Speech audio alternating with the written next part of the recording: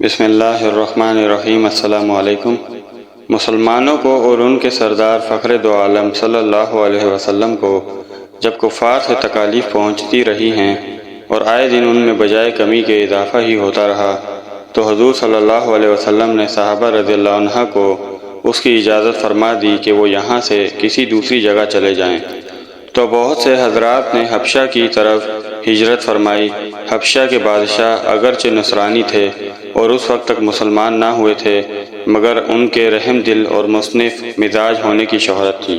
چنانچہ نبوت کے 5ویں برس رجب کے مہینے میں پہلی جماعت کے 11 یا 12 مرد اور 4 یا 5 عورتوں نے حبشہ کی طرف ہجرت کی۔ مکہ والوں نے ان کا پیچھا بھی کیا کہ یہ نہ جا سکیں، مگر یہ لوگ ہاتھ نہ آئے۔ وہاں پہنچ کر ان کو یہ خبر ملی کہ مکہ والے سب مسلمان ہو گئے اور اسلام کو غلبہ ہو گیا۔ اس خبر سے یہ حضرات بہت خوش ہوئے اور اپنے وطن واپس آ گئے، لیکن مکہ مکرمہ کے قریب پہنچ کر معلوم ہوا کہ یہ خبر غلط تھی اور مکہ والے اسی طرح بلکہ اس سے بھی زیادہ دشمنی اور تکلیفیں پہنچانے میں مصروف ہیں۔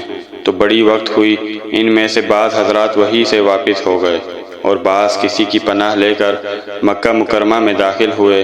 یہ حبشہ کی پہلی ہجرت کہلاتی ہے۔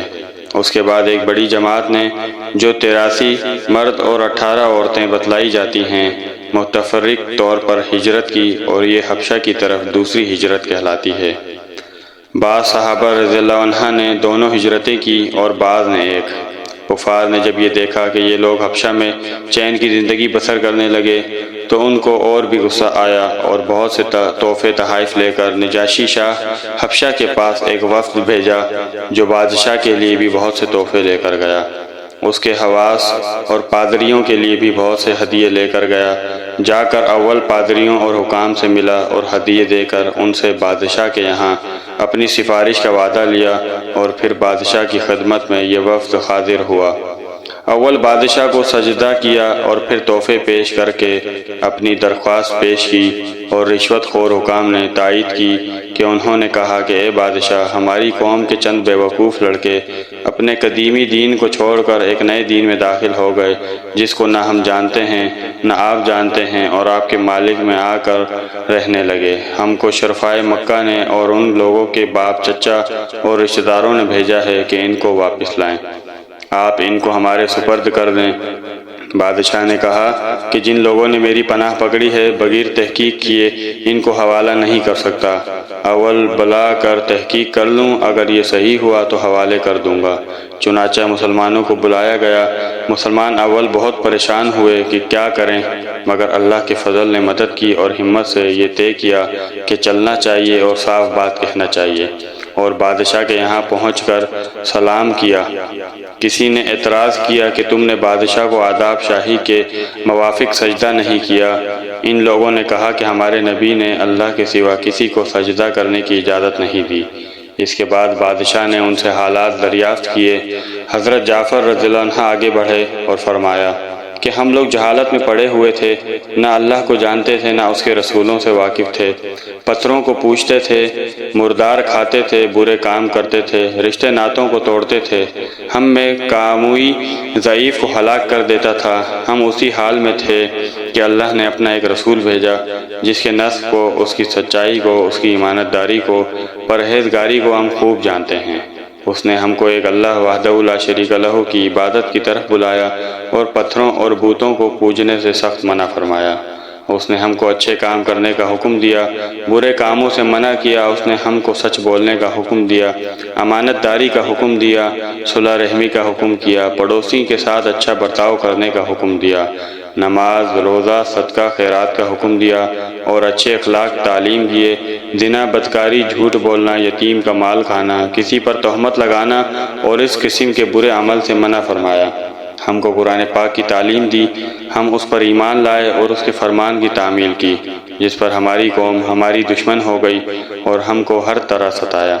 ہم لوگ مجبور ہو کر تمہاری پناہ میں اپنے نبی کے ارشاد سے آئے ہیں بادشاہ نے کہا اچھا جو قرآن تمہارے نبی لے کر آئے ہیں وہ کچھ مجھے سناؤ۔ حضرت جعفر رضی اللہ عنہ نے سورہ مریم کی اول کی آیتیں پڑھی، جس کو سن کر بادشاہ بھی رو دیا اور اس کے پادری بھی جو کثرت سے موجود تھے سب کے سب اس قدر روئے کہ داڑھیاں تر ہو گئیں۔ اور اس کے بعد بادشاہ نے کہا کہ خدا کی قسم یہ کلام اور جو کلام حضرت موسیٰ علیہ السلام لے کر آئے تھے ایک ہی نور سے نکلے ہیں، اور ان لوگوں سے صاف انکار کر دیا کہ میں ان کو تمہارے حوالے نہیں کر سکتا۔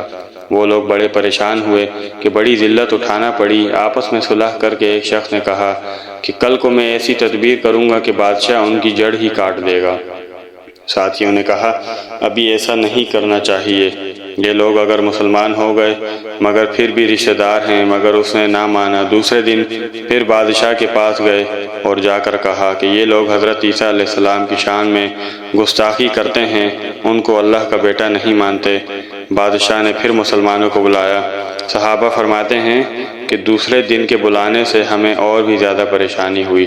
بہرحال ہم چلے گئے۔ بادشاہ نے پوچھا کہ تم حضرت عیسیٰ علیہ السلام کے بارے میں کیا کہتے ہو؟ انہوں نے کہا وہی کہتے ہیں جو ہمارے نبی پر ان کی شان میں نازل ہوا کہ وہ اللہ کے بندے ہیں، اس کے رسول ہیں، اس کی روح ہیں اور اس کے کلمہ ہیں جس کو خدا نے کنواری اور پاک مریم علیہ السلام کی طرف ڈالا۔ نجاشی نے کہا حضرت عیسیٰ علیہ السلام بھی اس کے سوا کچھ نہیں فرماتے۔ پادری لوگ آپس میں کچھ چوک چوک کرنے لگے۔ نجاشی نے کہا تم جو چاہے کہو۔ اس کے بعد نجاشی نے ان کے تحفے واپس کر دیے اور مسلمانوں سے کہا کہ تم امن سے رہو، جو تمہیں ستائے اس کو تاوان دینا پڑے گا، اور اس کا اعلان بھی کرا دیا کہ جو شخص ان کو ستائے گا اس کو تاوان دینا ہوگا۔ اس کی وجہ سے وہاں مسلمانوں کا اکرام اور بھی زیادہ ہونے لگا اور اس وقت کو ذلت سے واپس آنا پڑا۔ تو کفار مکہ کا جتنا بھی غصہ جوش کرتا ظاہر ہے، اس کے ساتھ ہی حضرت عمر رضی اللہ عنہ کے اسلام لانے نے ان کو اور بھی جلا رکھا تھا، اور ہر وقت اس فکر میں رہتے تھے کہ لوگوں نے ان سے ملنا جلنا بند ہو جائے اور اسلام کا چراغ کسی طرح بجھے۔ اس لیے سرداران مکہ کی ایک بڑی جماعت نے آپس میں مشورہ کیا کہ اب کھلم کھلا محمد صلی اللہ علیہ وسلم کو نعوذ باللہ قتل کر دیا جائے۔ لیکن قتل کر دینا آسان کام نہ تھا، اس لیے کہ بنو ہاشم بھی بڑے چھتے اور اونچے طبقے کے لوگ شمار ہوتے تھے۔ وہ اگرچہ اکثر مسلمان نہیں ہوئے تھے، لیکن جو مسلمان نہیں تھے وہ بھی حضور صلی اللہ علیہ وسلم کے قتل ہو جانے پر آمادہ نہیں تھے۔ اس لیے ان سب کفار مکہ نے مل کر معاہدہ کیا کہ سارے بنو ہاشم اور بنو عبد مطلب کا بائیکاٹ کیا جائے، نہ ان کو کوئی شخص اپنے پاس بیٹھنے دے، نہ ان سے کوئی خرید و فروخت کرے، نہ بات چیت کرے، نہ ان کے گھر جائے، نہ ان کو اپنے گھر آنے دے، اور اس وقت تک صلح نہ کی جائے جب تک وہ حضور صلی اللہ علیہ وسلم کو قتل کے لیے حوالے نہ کر دیں۔ یہ معاہدہ زبانی ہی گفتگو پر ختم نہیں ہوا، بلکہ یکم محرم نبوی کو ایک معاہدہ تحریر لکھ کر بیت اللہ میں لٹکایا گیا تاکہ ہر شخص اس کا احترام کرے اور اس کو پورا کرنے کی کوشش کرے۔ اور اس معاہدے کی وجہ سے 3 برس تک یہ سب حضرات 2 پہاڑیوں کے درمیان ایک گھاٹی میں نظر بند رہے۔ نہ کوئی ان سے مل سکتا تھا، نہ یہ کسی سے مل سکتے تھے، نہ مکہ کی کسی آدمی سے کوئی چیز خرید سکتے تھے، نہ باہر سے آنے والے کسی تاجر سے مل سکتے تھے۔ اگر کوئی شخص باہر نکلتا تو پیٹا جاتا اور کسی سے ضرورت کا اظہار کرتا تو صاف جواب پاتا۔ معمولی سامان غلہ وغیرہ جو ان لوگوں کے پاس تھا وہ کہاں تک کام دیتا۔ آخر فاقوں پر فاقے گزرنے لگے اور عورتیں اور بچے بھوک سے بیتاب ہو کر روتے اور چلاتے، اور ان کے اعضاء کو اپنی بھوک اور تکالیف سے زیادہ ان بچوں کی تکالیف ستاتی۔ آخر 3 برس کے بعد اللہ کے فضل سے وہ صحیفہ دیمک کی نظر ہوا اور ان حضرات کی مصیبت دور ہوئی۔ 3 برس کا زمانہ ایسے سخت بائیکاٹ اور نظر بندی میں گزرا، اور ایسی حالت میں ان حضرات پر کیا مشقیں گزری وہ ظاہر ہے، لیکن ان کے باوجود صحابہ کرام رضی اللہ عنہ اجمعین نہایت ثابت قدمی کے ساتھ اپنے دین پر جمے رہے، بلکہ اس کی اشاعت فرماتے رہے۔ بے شک حضور صلی اللہ علیہ وسلم کے پیارے صحابہ کرام رضی اللہ عنہ کی زندگیاں ہمارے لیے مشعل راہ ہیں۔ جس طرح صحابہ کرام رضی اللہ عنہ نے استقامت کے ساتھ دین اسلام کا دفاع کیا، اسی طرح ہمیں بھی اپنے دین کی حفاظت کرنی چاہیے، اسی میں ہم سب کی کامیابی مضمر ہے۔ اللہ تعالی ہم سب کو عمل کرنے کی توفیق عطا فرمائے، آمین یا رب العالمین۔